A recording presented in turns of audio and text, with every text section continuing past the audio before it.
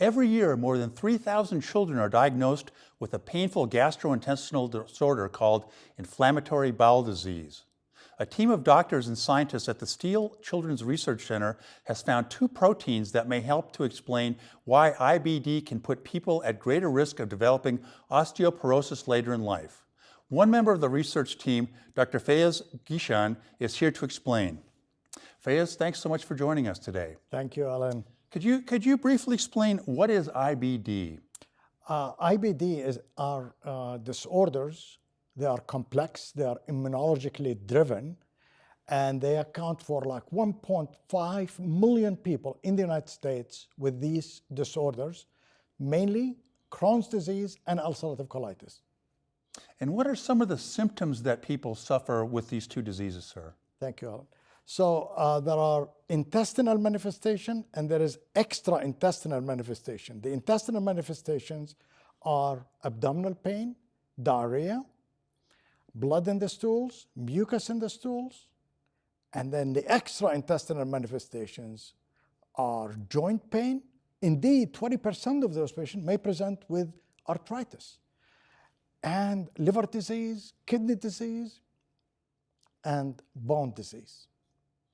And for people who are suffering from the diseases, what sort of treatments are available at this time to help them out? Fortunately, we have incredible drugs nowadays to treat patients with inflammatory bowel disorders.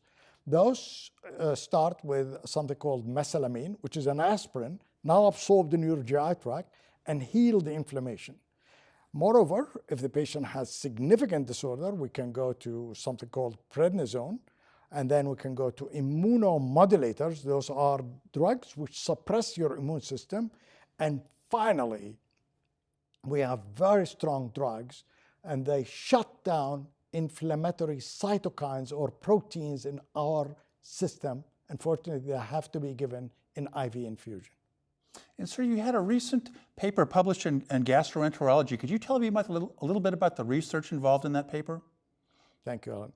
So 50 to 60% of patients who have inflammatory bowel disorders, they have bone disease, mainly osteopenia or thinning of the bone and osteoporosis, and they have higher risk of developing fractures of the bone. So the current dogma in the entire country is to treat those patients with vitamin D. However, our research in this paper had shown that really vitamin D can make you worse if you take it during active inflammation. And the reason why they get this problem with bone disease is secondary to loss of calcium through your kidney, inability to absorb calcium and phosphate in the GI tract, and there are certain proteins in your bone which get lower and you cannot lay down calcium and phosphate in the bone. And how can we counteract that loss of calcium? Is there a methodology available at this time? So currently, the way to treat these patients is to give them the immunosuppressive therapy.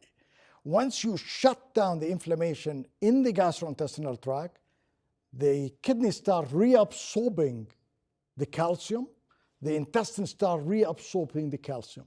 Our research has focused in two proteins. One protein is called clotho. This protein is present in three areas in the body which regulate calcium. One is the choroidal plexus in the brain, one is in the parathyroid gland, and one in the kidney.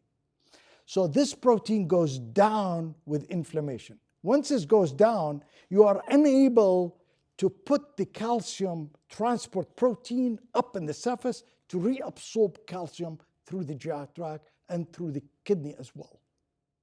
So the main problem is to shut down the inflammation, and then you can supplement the patient with vitamin D and calcium and phosphate, and they will do very well. If I, for example, had an IBD, how would I know if I had this situation where I was losing the calcium? So there are very simple tests to do. You can measure calcium loss in the urine by measuring 24 hours the urine and measure how much calcium you are losing compared to a control. The other thing is you can do a DEXA scan and that scan will tell us if your bones are thinning or not. And looking at IBD, is that something that strikes a broad range of ages, or is that kind of focused on one age group, sir? So we believe that IBD start during adolescent age group. So between the age of 14 to 16, that's the peak where you see IBD. So it's clearly IBD is a disorder in the pediatric age group. However, there is another peak a little bit later in life where you develop IBD. We truly believe that IBD are genetically determined disorders. You inherit certain genes and then environmentally driven. And is this something, very briefly, is this something that lasts throughout one's life then, sir? So the disease is characterized by relapses and remission. And our task as doctors is to put you back on remission, because this disorder stays with the patient for the rest of their life. Well, Fayez, I want to thank you very much for joining us here today. Alan, thank you again for inviting me to be here with you.